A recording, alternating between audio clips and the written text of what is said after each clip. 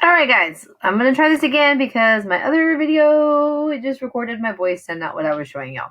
So, alright, let me go over... Mommy. Go please. Okay. Thank you.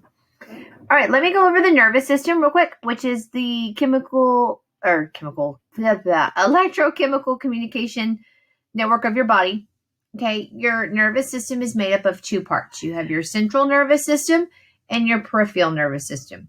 So remember, the central nervous system goes straight up and down the middle, okay, and that's your brain and your spinal cord. And it contains interneurons, which you're only going to find in the central nervous system.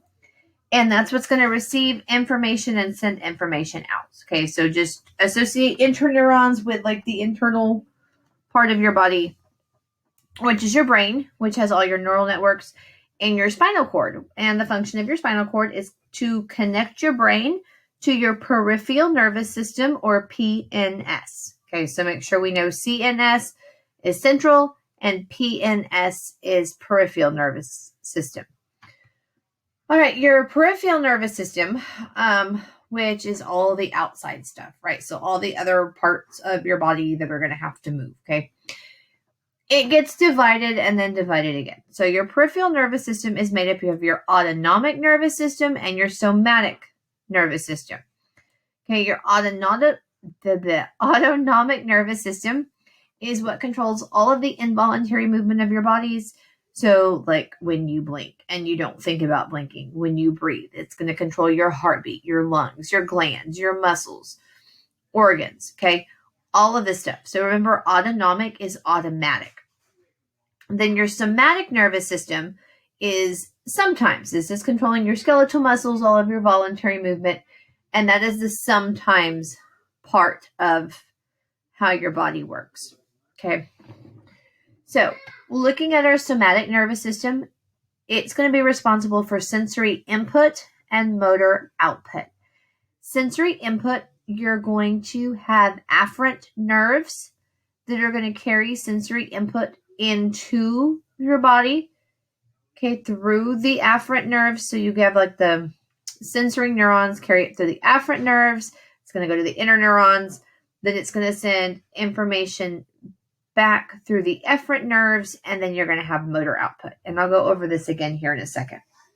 Okay, so remember, your peripheral nervous system is divided up into autonomic and somatic. Your autonomic nervous system gets divided up twice. Okay, so you have your sympathetic and your parasympathetic. This is what happens when you see a bear. Okay, this is my scenario, right? Oh, you see a bear, what happens? Well, your sympathetic nervous system is going to speed your body up. You're going to get aroused, you're going to be awake, and you're going to start to expend energy. So your heart rate's going to go up, your blood pressure goes up, your digestion slows, your bladder's going to relax because you're going to be focused on expending energy to deal with whatever crisis it has. Okay, in this case, a bear. So remember, sympathetic speeds it up. After the bear is gone, you've scared it off, it's run away, whatever. You've sprayed it in the face with bear spray. Then your parasympathetic nervous system kicks in. Okay, that's going to calm your body down. It's going to conserve energy. You're going to try to go back to the way that you were. So remember, parasympathetic is putting everything back. Okay, so a way to remember the somatic and efferent neuron, all that kind of stuff, remember SAME, S-A-M-E.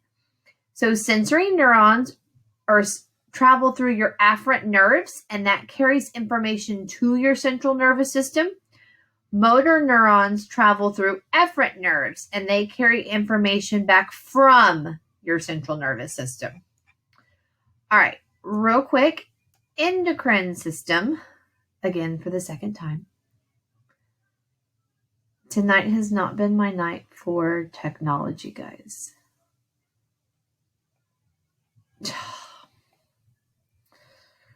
Wrong way again. Let's try one more time. If you're watching, you can laugh at my not paying attention how to use stuff. Okay, your endocrine system. This is your body's chemical communication system. It's slow because all of the hormones are going to go through your bloodstream, and so that's going to take a little bit longer.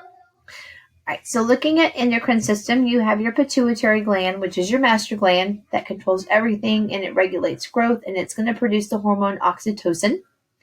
You have your pineal gland, which is responsible for sleep and your circadian rhythm. And your circadian rhythm is like your 24, 25-hour internal clock. So when we're going to have our time change coming up here next weekend, or if you fly to a different country or time zone and you are really tired and you're not used to the different changes because your body's circadian rhythm is off. It's natural regulatory thing, and it has to get back on track. Okay, so your pineal gland is going to produce melatonin, which is the nice little sleepy hormone. Your thyroid is going to be responsible for metabolism. Your pancreas is going to help regulate blood sugar. Okay, so that's like insulin and glucagon. Your adrenal gland is responsible for fight or flight. So this kicks in when you see a bear. And it's going to have cortisol, adrenaline, epinephrine. Then you have your gonads, which are your testes and your ovaries. Okay, and these are dealing with the different sex hormones. So testosterone, estrogen, progesterone, depending. All right, the thing to know also about the endocrine system is over here you have your hypothalamus, right? Like right above where your pituitary gland is. And that links the brain to the endocrine system because it's going to help control the pituitary gland. So remember, your hypothalamus is going to connect to the pituitary through the infundibulum. All right, and then I would just go read over this scenario again, and it's going to kind of help really tie in the different nervous systems and the different neurons, and hopefully this worked and we're good to go.